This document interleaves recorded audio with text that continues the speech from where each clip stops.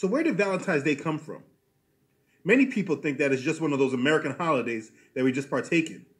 It's just something that we as Americans do. But the celebration of Valentine's Day is not American.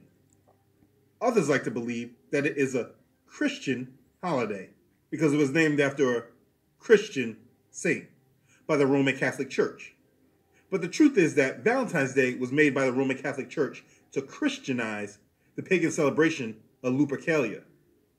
Lupercalia was one of the most ancient Roman festivals, which was celebrated every year in honor of Lupercus, the god of fertility, also known as the god Faunus. This festival, which celebrated the coming of spring, included fertility rites, orgies, fornication, sex with minors, drunkenness, and other activities like the pairing off of women with men by lottery. Lupercalia was a fertility festival dedicated to Faunus, as well as to the founders of Rome, Romulus and Remus. During this time, the winter solstice is long gone, and the pagans are now seeing that the days are getting gradually longer. This was one of the most important fertility festivals for pagans. The festival was held on the 15th of February in the Lupercalia, where Romulus and Remus were said to have been nurtured by the she-wolf. The place contained an altar and a grove sacred to the god Lupercus.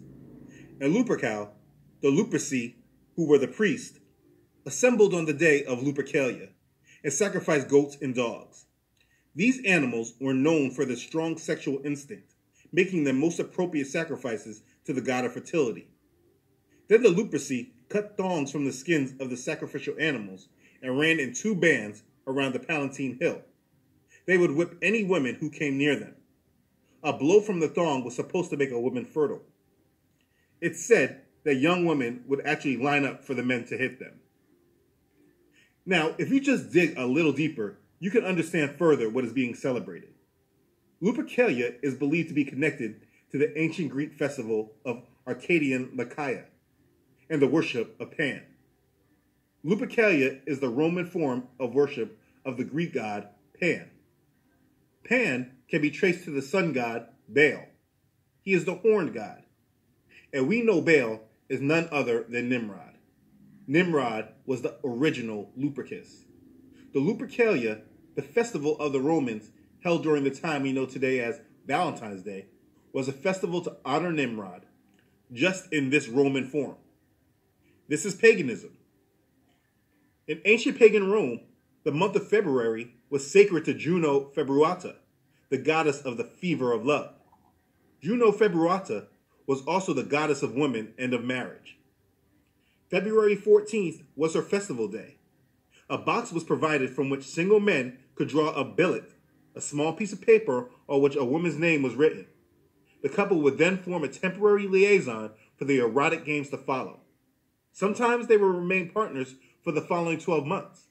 Marriage sometimes resulted from this practice.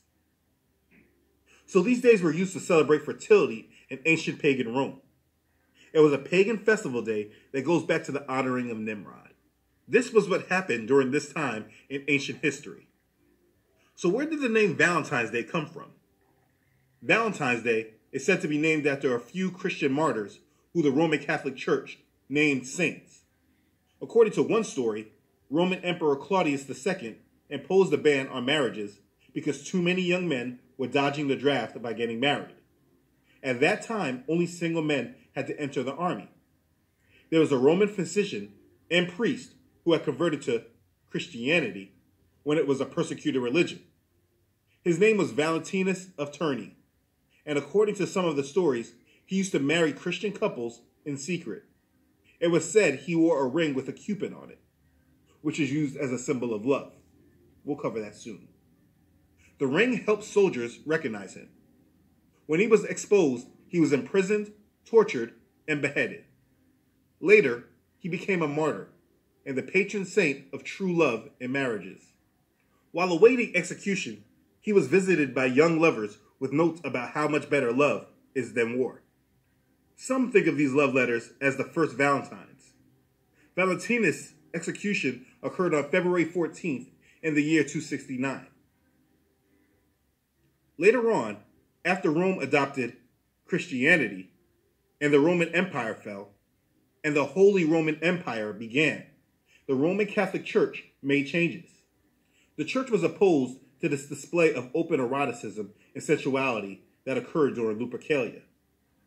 In the 5th century, Pope Gelasius declared February 14th a holy day in honor of Valentinus, instead of the pagan god Lupercus. As with most non-biblical customs found in the church today, Lupercalia was simply given a Christian-sounding name.